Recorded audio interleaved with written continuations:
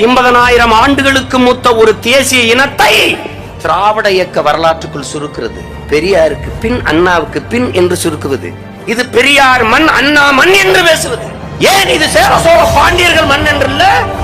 ஏன் இது தீரன் சின்னமலை பூமி, இது பூலித்தேவன் பூமி, இது மருதுபாண்டியர் பூமி, இது அழகுமுத்துக்கோனின் தேசம் என்று ஏன் இல்ல? ஏன் இல்ல? இது சுந்தரலிங்கமும் வெள்ளையத்தேவனும் வன்னிக்காலடியும் களமாடிய பூமி என்று ஏன் இல்ல? இது வள்ளலார் பூமி, வைகுந்தர் பூமி என்று ஏன் சொல்லல? இது சிவானந்த பூமி, சிங்காரவேலர் பூமி என்று ஏன் சொல்லல? இது காமராஜர் பூமி, கக்கன் பூமி, இது முத்துராமலிங்க தேவர் நிலம் என்று ஏன் சொல்லல? ஏன் சொல்லல? இது அயோத்திதாசர் ரெட்டமலை சீனிவாசன் வாழ்ந்த பூமி என்று ஏன் சொல்லல? சாதி ஒழிப்பிற்கு நீங்க தான் போராடினீங்களா? பெரியாரும் போராடினார், அதை ஏற்கிறோம், எதிர்க்கல. பெரியார் தான் போராடினார், அதை ஏற்கல, எதிர்க்கிறோம்.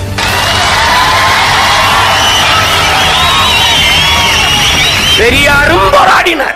அப்ப என் தாத்தா ரெட்டமலை சீனிவாசன் அயோத்திதாசன் என்ன பண்ணிட்டு இருந்தாங்க? சிங்காரவேலரும் ஜீவானந்தரும் இந்த நிலத்தில் செய்த வேலை என்ன? என்ன வேலை செஞ்சான்? வைகுந்தரும் வள்ளலாரும் என்ன வேலை செஞ்சாங்க?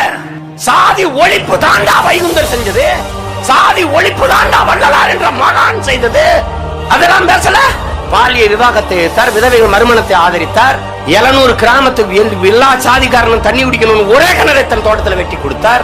700 கிராமத்துக்கு கூப்பிட்டு ஒரே சமபந்தி விருந்து இன்னைக்கு நடத்துறத துவையல் விருந்து என்று எல்லாரையும் வச்சார். அதை வைகுந்தர் செஞ்சார். அன்பு வழி என்ற தனி மதத்தை உருவாக்கினார். எல்லா சாதியும் ஒண்ணு நினைச்சு. அது சாதி எதிர்ப்புக்கான புரட்சி இல்லையா? அதையே உங்க நாக்கு பேசல சுலுக்கிக்கிறதா? இது தமிழர் பூமி, அப்படிதான் பேசணும் இனிமே.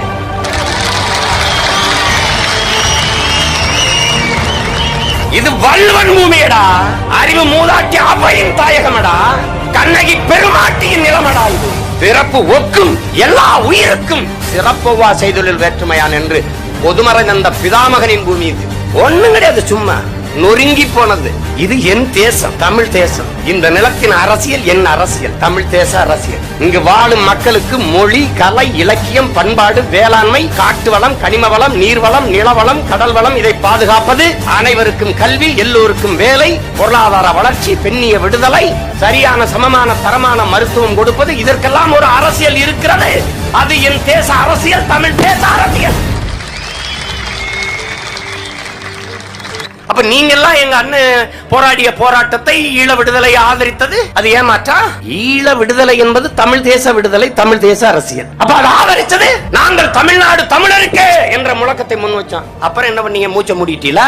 அப்புறம் விட்டுட்டீங்க வெற்று கூச்சல். தமிழ்நாடு தமிழருக்கு என்றால் அதை ஆளுகிற உரிமையும் அவருக்கே தான், அயலாருக்கு இல்லை.